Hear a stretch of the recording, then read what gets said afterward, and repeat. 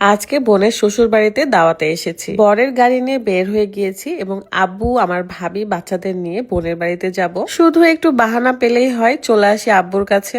আমার ভীষণ ইচ্ছে করে আমার আব্বুকে সাথে নিয়ে শহর, গ্রাম, দেশ বিদেশ ঘুরে বেড়াবো। গ্রামের দাওয়াতে দেখবেন আলু ঘাটি হচ্ছে মেইন তরকারি, সাথে গরুর মাংস, মুরগির মাংস তো থাকেই। এই ঠাডা পাড়া গরমে যখন দেখি আকাশে মেঘ লেগেছে, তারপর বৃষ্টি হবে, তখন মনটা এমনি ভালো হয়ে যায়। আসসালামু আলাইকুম, কেমন আছেন সবাই? ইদানিং আমি একটু গ্রামের বাড়িতে বেশি আসছি, জানি না কেন মনটা এখানে আসলে ভালো হয়ে যায়। তার মধ্যে আমার ছোট বোনের শ্বশুর বাড়িতে আজকে দাওয়াত। আমার শ্বশুর বাড়ির সবাইকেই দাওয়াত দিয়েছিল, বাট সবাই ব্যস্ত এবং যে যার কাজে ছিল, তাই আমি আমার আব্বু আমার ভাবিদেরকে নিয়ে চলে যাচ্ছিলাম। রাজশাহী থেকে ফার্স্টে আমার আব্বুর কাছে যাই এবং যাওয়ার পথে বৃষ্টি পেয়েছি, ভীষণ ভালো লাগছিল। আমার আব্বু ভাবিদের বাচ্চাদের গাড়িতে তোলার পরে চলে যায় নওগাঁ নিয়ামতপুরে, কারণ সেখানে আমার বোনের শ্বশুর বাড়ি। আপনাদের মন খারাপ থাকলে আপনারা কি করার ট্রাই করেন মন ভালো করতে?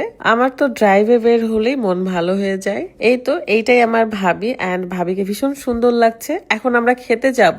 কাকতালীয় ভাবে কেন জানি সবাই আমরা লাল ড্রেস পরেছি। এই গরমে সবার কিভাবে খাওয়া দাওয়ার ব্যবস্থা করেছিল এবং বড় হল রুমের মধ্যে চেয়ার টেবিল দেওয়া ছিল এবং সেখানে ওয়ান টাইম প্লেট, গ্লাস এগুলো ছিল। শুধু পাচ্ছিলাম না একটু বাতাস, কারণ এই পুরো ঘর মিলে একটাই ফ্যান ছিল এন্ড আমরা মেয়েরা সব একদিকে বসেছি। মনে হচ্ছিল আমি বিয়ে বাড়িতে আসছি এন্ড এখানে আলু ঘাটির এত স্বাদ লাগতেছিল আমার। আসলে এই দাওয়াতে সবাই কিন্তু নিজের আত্মীয় স্বজনই ছিল, সবাইকে একসাথে করার একটা প্ল্যান ছিল।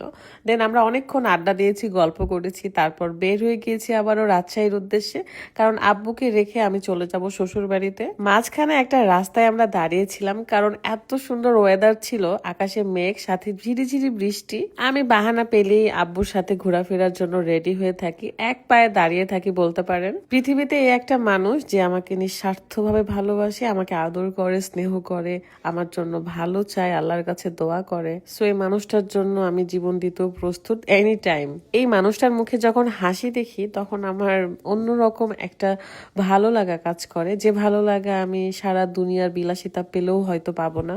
এখানে কিছুক্ষণ থাকার পরে আব্বু বলে, যেহেতু তুমি রাজশাহীতে চলে যাবা, তাই এখানে দেরি না করে আমাকে নামাই দিয়ে চলে যাও। এন্ড আব্বুর দোয়ানে আমি ভালো মতনই রাজশাহীতে চলে আসি। আমার সাথে যে গিয়েছিল ঈশা, সে তো ঘুমিয়ে গিয়েছিল, তাই আর কোনো ভালো ভিডিও নিতে পারি নাই, রাস্তার ভিডিও নিতে পারি নাই। সে ঘুমিয়েছিল আর আমি একা একাই ড্রাইভ করে চলে আসছি।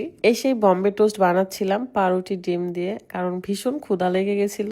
আমার বাসায় কিন্তু ইতি আপু এন্ড আমার শম্পা আপু আসছিল, যাদের সাথে আমি অনেক মজা করেছি, অনেক আড্ডা দিয়েছি। কারণ ইতি আপু ঢাকা থেকে আসছে, সে তো চলে যাবে, তাই আমরা একসাথে যতখানি পারি সময় কাটাই। এই তো এভাবে আজকে আমি আমার এই ভিডিওটা শেষ করছি। সবাই ভালো থাকবেন, সুস্থ থাকবেন এন্ড নিজের ফ্যামিলিকে, বাবা মাকে সময় দেওয়ার চেষ্টা করবেন। বিদায় নিচ্ছি, আল্লাহ হাফেজ, আসসালামু আলাইকুম।